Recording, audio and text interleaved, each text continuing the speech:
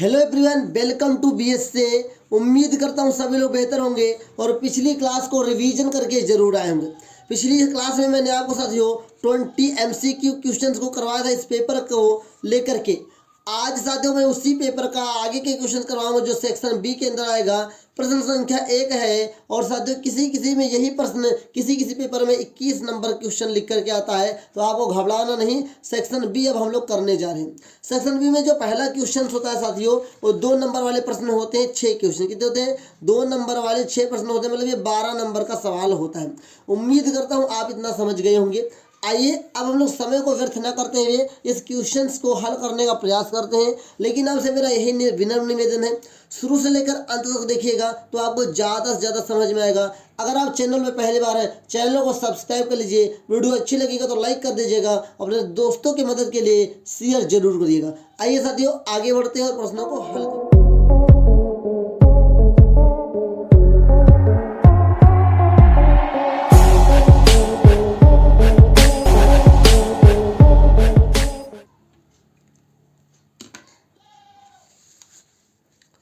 ध्यान से देखिए, सबसे पहले हम इस प्रश्न को लगाएंगे, हल लिखेंगे। हल किसका करने जा रहे हैं? पहला का ए नंबर लिखा हुआ है। यदि दो संख्याओं का अंतर 26 तथा एक संख्या दूसरी संख्या की 3 गुनी है तो संख्याओं को ज्ञात कीजिए। यहाँ पे हल लिखेंगे, पहले लिखेंगे माना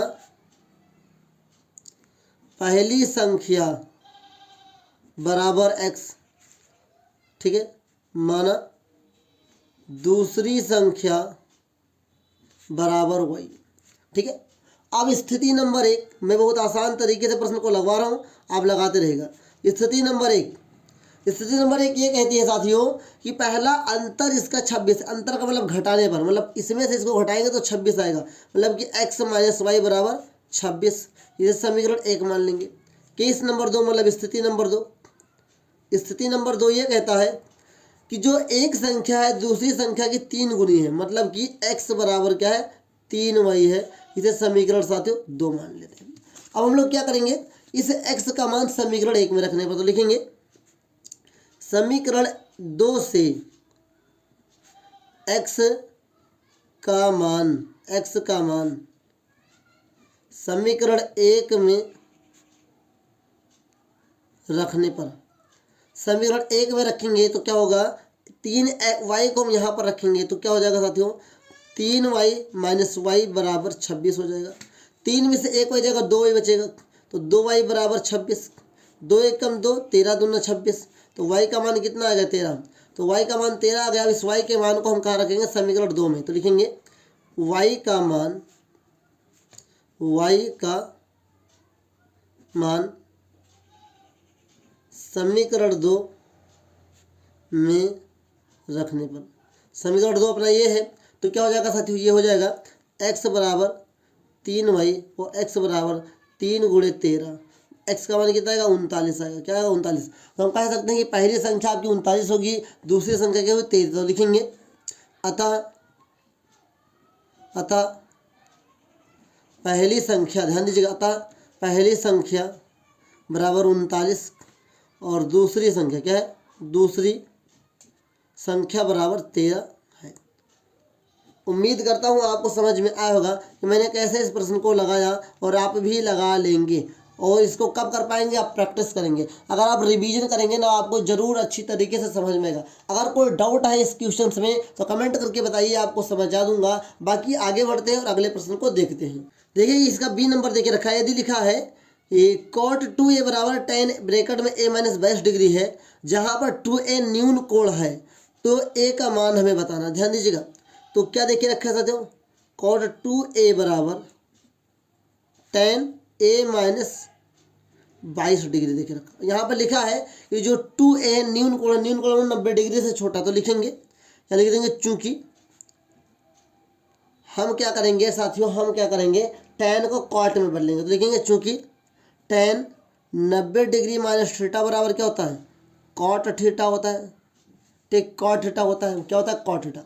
अब tan 90 माइनस थीटा बराबर cot थीटा होता है, लेकिन अगर cot को देखें ध्यान दीजिएगा, और cot को जब देखेंगे cot 90 माइनस थीटा बराबर क्या होता है? tan theta. ध्यान दीजिएगा। तो इस tan थीटा की जगह पे हम इसको उपयोग करेंगे। अब यहाँ पे क्या उपयोग कर सकते हैं कि थीटा के स्थान पे इसको लेंगे, क्या लेंगे, इसको लेंगे। तो देखिए ध्यान से, ये हो जाएगा आपका cot 2a बराबर tan इस होती हो कॉट वाला लेंगे, कॉट, क्योंकि tan बराबर हम इसको रख लेंगे tan, और 90 डिग्री तो हम पहले से रखेंगे, माइनस रखेंगे। थीटा के जगह पर हम क्या उपयोग करेंगे, a माइनस 22 डिग्री, ब्रैकेट बंद हो जाएगा। तो cot 2a बराबर, ध्यान दीजिएगा, तभी आप सारी चीज़ें समझ पाएंगे, अन्यथा आप समझ भी नहीं पाएंगे। अब ध्यान दीजिएगा, यहाँ पे cot ऐसे लिखेंगे, यहाँ ब्रैकेट में 90 degree minus a minus minus plus 22 degree. Okay, cot से cot कट जाएगा, तो 2a बराबर 90 और 22 111, कितना होगा साथियों, 90 22 112, कितना होगा 112 डिग्री माइनस a।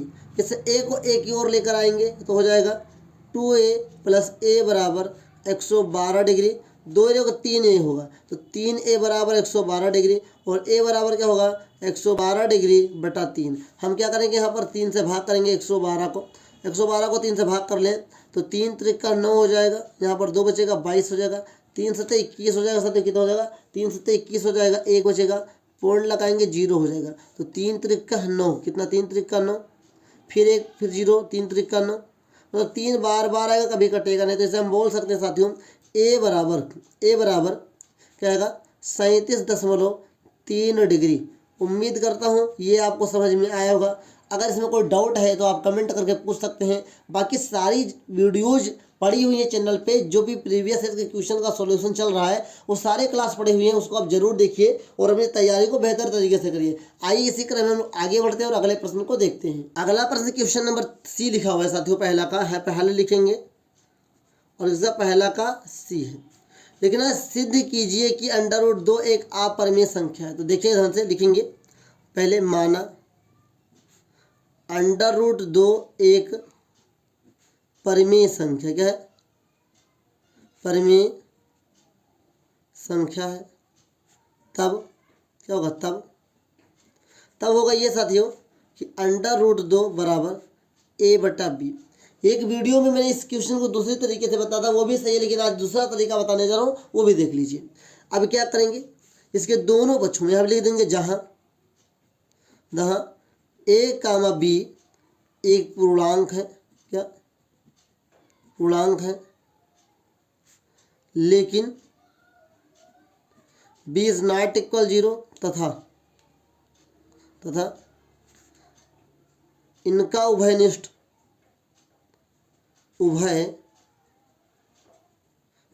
एक है, मतलब कि जो HCF होगा इनका 1 होगा। तो अब क्या करेंगे, दोनों पक्षों का वर्ग करेंगे, लिखेंगे दोनों पक्षों का वर्ग करने, जब हम इस दोनों पक्षों का वर्ग करेंगे तो यहाँ से क्या पाएंगे साथियों कि √2 का होल ऑफ स्क्वायर बराबर a बटा b का होल ऑफ स्क्वायर। तो ये क्या बन जाएगा, स्क्वायर से रूट कट जाएगा, 2 बराबर a स्क्वायर बटा b स्क्वायर आएगा। तो अगर हम यहाँ से देखें तो इसको क्रॉस मल्टीप्लाई करेंगे तो a स्क्वायर बराबर 2b स्क्वायर आएगा कि नहीं आएगा, a स्क्वायर बराबर 2b स्क्वायर आएगा। यहाँ पर समीकरण 1 मान लें। यहाँ से हम क्या पाएंगे, यहाँ से हम कह सकते हैं यहाँ पर 2a स्क्वायर को डिवाइड करेगा। ध्यान दीजिएगा, इसका मतलब क्या हुआ, a स्क्वायर बराबर b का मतलब हुआ कि जो 2 है वो a स्क्वायर से डिवाइड होगा। तो जब 2a स्क्वायर को डिवाइड कर रहा है तो साथियों क्या होगा, 2a को भी तो डिवाइड करेगा। उम्मीद करता हूँ ये आपको समझ में आया होगा। अब देखिए आगे बढ़ेंगे, अब यहाँ पे लिखेंगे माना। सारी चीज़ें मैं बहुत अच्छी तरीके से समझा रहा हूँ, आप समझ लीजिए, आपके बहुत काम आने वाला है, अन्यथा आप पछताएंगे ही। अब हम क्या करेंगे, लिखेंगे माना, फिर से लिखेंगे माना, और ध्यान दीजिएगा अब हम लोग करने के जा रहे हैं, यहाँ पर a बराबर माना a बराबर 2r हमने मान लिया। जब a बराबर हम 2r मानेंगे, क्या लिखेंगे, r नहीं लिखेंगे, यहाँ c लिखेंगे, c लिखेंगे। हमने a भी लिया है तो c लिखेंगे, p क्यों लेते तो r लिखते। तो माना a बराबर 2c किसी संख्या, क्या किसी पूर्णांक c के लिए। अब ध्यान दीजिएगा, जब a बराबर 2c हो सकता है तो क्या हो जाएगा, स्क्वायर जब करेंगे तो क्या होगा, a स्क्वायर बराबर क्या होगा 2c का होल ऑफ स्क्वायर। इसका मैं आगे यहाँ पर कर रहा हूँ, यहाँ ध्यान दीजिएगा। और जब a स्क्वायर होगा तो क्या हो जाएगा, a स्क्वायर बराबर 4c²। ध्यान दीजिए, अब अगर हम ए स्क्वायर की बात करें तो ए स्क्वायर बराबर क्या 2b² है कि नहीं है, तो यहाँ पे 2b² रख सकता हूँ, तो 2b² बराबर 4c² हो जाएगा। और यहाँ से 2 एक कम 2, 2 दूनी 4 हो जाएगा, तो b² बराबर 2c² आएगा। b² बराबर कितना आया 2c² आया कि नहीं। अगर हम यहाँ से ध्यान दें तो हम इसके आगे इसको कह सकते हैं, इसका मतलब ये होगा साथियों कि 2 डिवाइड हो जाएगा आपका कहाँ से, 2 डिवाइड हो जाएगा b² से, और ये 2 भी हो जाएगा b² से डिवाइड। इसका मतलब ये हुआ, इसका मतलब ये होने के साथ साथ हमें ये ध्यान देना है। अब यहाँ से ध्यान दें, इसे समीकरण हम क्या मान सकते हैं 2 मान सकते हैं। समीकरण इसे हम क्या मानेंगे 2 मानेंगे। समीकरण 1 देखिए, समीकरण 2 देखिए। समीकरण 1 और 2 से बात करें, यहाँ पे लिखेंगे हम लोग, ध्यान दीजिएगा। अगर इसका हम कंक्लूजन लिखें तो कैसे लिखेंगे समीकरण 1 व 2 से, समीकरण 1 व 2 से 2 1 व बी, ए व बी का उभयनिष्ठ है। क्या है उभयनिष्ठ है, क्या है ए व बी का उभयनिष्ठ है, जो कि विरोधाभास है, जो कि विरोधाभास है। क्यों विरोधाभास है, क्योंकि हमने यहाँ पर मान लिया था ए और बी का साथियों कॉमन उभयनिष्ठ 1 होगा, लेकिन यहाँ पर उभयनिष्ठ 2 आया जो कि विरोधाभास है। इसलिए √2 एक अपरिमेय संख्या है। उम्मीद करता हूँ आपको ये जरूर समझ में आया होगा, और ये वाला तरीका अपनाइए, कभी आपका सवाल गलत नहीं हो सकता है। अगर कोई डाउट है तो कमेंट करके आप पूछ सकते हैं, अगर डाउट नहीं है तो आइए हम लोग आगे बढ़ते हैं। देखिए यहाँ पर डी नंबर हम लोग लगाने जा रहे हैं, लिखा है निम्नलिखित सारणी का माध्यिका ज्ञात कीजिए। माध्यिका का मैंने फार्मूला पिछली क्लास में बताया था, आज फिर से मैं इसको हल करवाने जा रहा हूँ। सबसे पहले सारणी बना लेंगे। पहला हमारे पास वर्ग अंतराल है, हम वर्ग अंतराल लिखेंगे। ऐसे ही आपको बोर्ड एग्जाम में भी बनाना है साथियों, ऐसे आपका सवाल ज़्यादा सही जाएगा। वर्ग अंतराल के बाद क्या है बारंबारता है, और बारंबारता के बाद हमारे पास एक चीज़ और ज़रूरत पड़ती है माध्यिका निकालने के लिए, संचयी बारता, जिसे CF से लिखते हैं, और बारंबारता को केवल F से लिखते हैं। वर्ग अंतराल 0 से 10 है आपका, 10 से 20 है, 20 से 30 है, 30 से 40 है, 40 से 50 है, और एक और वर्ग अंतराल हमारा देखिए रखा साथियों 50 से 60 है। उम्मीद कर रहा हूँ जो मैं आपके पास डायग्राम कर रहा हूँ आपको समझ में आ रहा होगा। बारंबारता यहाँ पे 7 है, 8 है, 5 है, 20 है, 13 है और 7 है। संचयी बारंबारता निकालने के लिए सबसे पहली बारंबारता को हम ऐसे लिख देंगे, और इस बारंबारता में सभी बारंबारता संचयी बारंबारताओं को जोड़ते जाएंगे निकालने के लिए। तो 7 8 15 हो जाएगा, 15 5 20 हो जाएगा, 20 और 20 40 हो जाएगा, 40 और 13 53 हो जाएगा, और 53 और 7 60 हो जाएगा। लास्ट में जो 60 निकल के आता है वो यन का मान होता है। क्या होता है यन, तो यन बराबर कितना 60 आया है, इसलिए यन बटा 2 कितना हो जाएगा 60 बटा 2 हो जाएगा। 2 एक कम 2, 2 तई कितना हो जाएगा 60, मतलब 2 तई 6 होता है, 0 लगा देंगे, तो n/2 कितना आएगा 30 आएगा। इसको हम लोग ऐसे छोड़ देंगे। अब हमें संचयी बारंबारता पता करना है, तो 30 से हमारा n/2 का मान 30 आया है। n/2 को हम देखेंगे अपने संचयी बारंबारता में कि 30 से बड़ा कौन है, 30 से बड़ा कौन है, उसी को हम क्या करेंगे आलेख बनाएंगे उसी को लेकर के। तो यहाँ से देखेंगे 30 से बड़ा हमारा बहुत सारा है, लेकिन 30 से करीब कौन है 40 की 53, तो 40 होगा, तो हम 40 वाले को लॉक कर देंगे, 40 वाले को लॉक कर देंगे। ध्यान दीजिएगा, इसको लॉक करने के बाद आपको देखना होगा संचयी बारंबारता और F का मान क्या होता है। ध्यान से देखिएगा, तो जो ये निकलता है इसी के जस्ट ऊपर जो होता है ये अपना CF का मान होता है, मतलब संचयी बारंबारता। CF का मान 20 आएगा, और जो ये होता है ये F का मान होता है, F का मान भी 20 आएगा, और जो यहाँ पर ये निम्न सीमा होती है L का मान होता है, L बराबर कितना आएगा 30 आएगा। एक हमें H का मान भी चाहिए, H क्या होता है 30 और 40 के बीच का अंतर कितना है 10 है, ये अपने पास आ गया। अब हमें निकालना क्या है माध्यिका निकालना है साथियों। माध्यिका का फार्मूला यूज करेंगे, लिखेंगे माध्यिका बराबर, आप जो भी करेंगे अपनी कॉपी में नीचे करते जाएंगे। मेरे पास स्पेस है तो मैं कर ले रहा हूँ, लेकिन आपको बोर्ड एग्जाम में इसके नीचे ही करते जाना है। आपको स्पेस हो या ना हो इसके नीचे ही चले जाना है। ओके, माध्यिका का फार्मूला होता है साथियों L प्लस ब्रैकेट के अंदर n/2 माइनस CF बटा साथियों आपका आएगा F गुणे में H होता है, ये फार्मूला होता है। अगर हम इसकी बात करें L का मान, तो L अपने पास 30 होगा साथियों, प्लस n/2 का मान 30 होगा, माइनस लगाएंगे CF का मान अपना 20 आया है, नीचे एफ का मान भी 20 है, गुणे में एल का मान 10 है। कितना है? 10 है। उम्मीद कर रहा हूँ ये 10 दिख रहा होगा, नहीं दिख रहा तो 10 लिख लीजिएगा। 30 में से 20 जाएगा तो अपना 10 बचेगा। 10/20 कितना आएगा? 10 गुणे 10, 10 एकम 10, 10 दूना 20 हो जाएगा। तो हमारे पास क्या बचा? 30 + 10/2 काटेंगे, 2 एकम 2, 2 पंचे 10 कटेगा, तो कितना आएगा? 30 + 5 कितना होगा? 35। तो हम क्या लिखेंगे? लिखेंगे अतः माध्यिका बराबर 35। ये आपका आंसर आएगा। उम्मीद करता हूँ ये आपको समझ में जरूर आया होगा। अगर कोई डाउट है तो कमेंट में पूछिए। हर बार मैं कह देता हूँ आप पूछिए जरूर डाउट, क्योंकि जब आप डाउट पूछेंगे तो आपको कुछ नया सीखने को मिलेगा। और डाउट पूछना जरूरी है। डाउट आना गलत बात नहीं है, लेकिन डाउट रह जाना ये सबसे गलत बात होता है। तो आइए साथियों आगे बढ़ते हैं। देखिए मेरे प्रिय साथियों, क्वेश्चन नंबर पहला का ए नंबर हल करेंगे। लिखा हुआ है द्विघात समीकरण। क्या देके रखा है? मैं लिख लूंगा 4x² + 9x + 5 = 0। इसके मूल ज्ञात करना है। तो यहाँ से लिख लेंगे, इस समीकरण से हम द्विघात समीकरण से ए का मान निकालेंगे। ए का मान 4 होगा, बी का मान 9 होगा, सी का मान 5 होगा। मूल ज्ञात करने से पहले हमें डी निकालना होगा। विविध कर, अगर डी का मान साथियों 0 आएगा या 0 से ज़्यादा होगा तो मूल निकल पाएगा, अन्यथा मूल नहीं निकल पाएगा। तो मूल निकालने के लिए सबसे पहले डी निकालेंगे। डी बराबर क्या होता है? b² - 4ac। ठीक है, डी बराबर b का मान 9, 9 का होल ऑफ स्क्वायर -4 गुणे ए का मान 4 गुणे 5। ओके, चलिए डी बराबर 9 9 81 -4 = 16 = 80 हो जाएगा। तो डी का मान क्या है? 1। तो डी का मान 0 से ज़्यादा है, मतलब प्लस में है, तो ये क्या? x निकल जाएगा। तो देखेंगे अतः इसके मूल, मतलब x बराबर फार्मूला लगाएंगे -b + -√b² - 4ac/2। ये फार्मूला याद रखिए, सीधा चारों सूत्र जिसे कहा जाता है। x बराबर -b + -√, इसका मान कितना आया? a आया है, और b का मान 9 है, तो हम यहाँ पे 9 लिखेंगे। ओके, 9 लिख लीजिए अच्छी तरीके से। 2 है, a का मान हमारे पास 4 है, ऐसे लिख लेंगे। अब यहाँ पर देखेंगे, यहाँ पर अगर हम एक बात करें x बराबर, तो ये क्या है? -9 और प्लस माइनस √1 का मान 1 होगा। नीचे आएंगे तो 4 दूनी 8 हो जाएगा। अगर हम बात करें, एक बार हम प्लस लेंगे तो x बराबर क्या होगा साथियों? -9 + 1/8। अब आगे हल करेंगे तो यहाँ पर -8/8 ये कट जाएगा, तो पहला मान x बराबर -1 आएगा। अगर हम दूसरा बात करें, जब क्या है? पहले धनात्मक, जब ऋणात्मक लें, क्या ऋणात्मक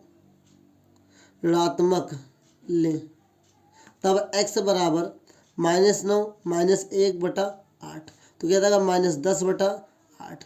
2 पंचे 10, 2 चौको 8, तो x बराबर दोबारा कितना आएगा? -5/4। तो लिखेंगे अतः मूल बराबर, अतः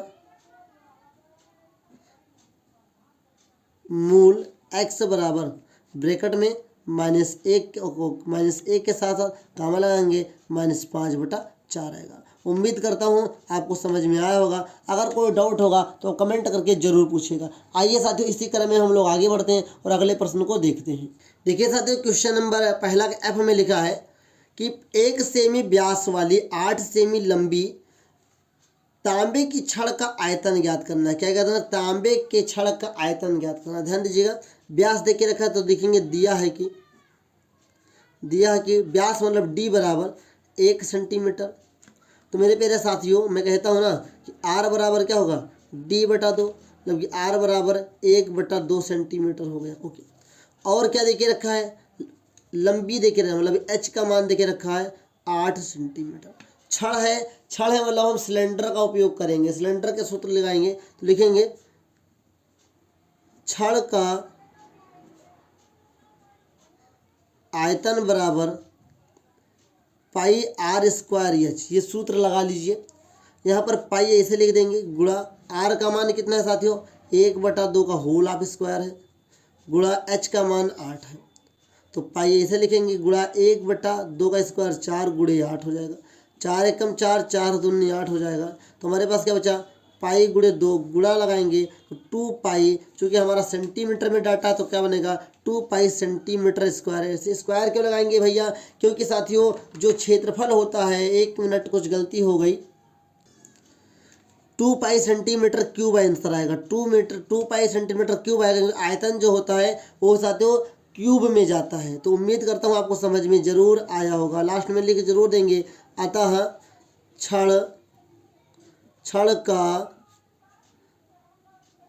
आयतन बराबर 2 पाई सेंटीमीटर क्यूब। उम्मीद करता हूँ आपको समझ में जरूर आया होगा। अगर कोई डाउट है, कोई शिकवा शिकायत है तो कमेंट कर दीजिए। अगर कुछ पूछना है तो भी पूछ लीजिए। उम्मीद करता हूँ अभी तक जो साथियों मैंने आपको 6 प्रश्न 2 नंबर वाले हल करवाए हैं, ये समझ में जरूर आया होगा। आई होप आप लोग अच्छी से तैयारी कर रहे होंगे। तो आज इस क्लास में साथियों मुझे केवल बताना था आपको 2 नंबर वाले इंपॉर्टेंट क्वेश्चन जो कि बोर्ड एग्जाम में आ चुके हैं। तो 2 नंबर वाले बहुत ही इंपॉर्टेंट क्वेश्चन हैं, कई बार बोर्ड एग्जाम में रिपीटेड है। आप लगाइए, प्रैक्टिस करिए। आपके क्वेश्चन जो आपके चैप्टर में है वो भी प्रैक्टिस करिए। जो आपको पेपर मिलेगा उसमें काफ़ी सारा मदद ये क्वेश्चंस करेंगे। तो आई होप आज सब की क्लास में जो मैंने 2 नंबर वाले प्रश्न को हल करवाया है ये आपको समझ में जरूर आया होगा। और आज के लिए इतना रखते हैं, मिलेंगे नेक्स्ट क्लास में जहाँ पर सीखेंगे साथियों 4 नंबर वाले मोस्ट इंपॉर्टेंट साथियों क्वेश्चंस। आइए मिलेंगे नेक्स्ट क्लास में, तब तक के लिए जय हिंद, वंदे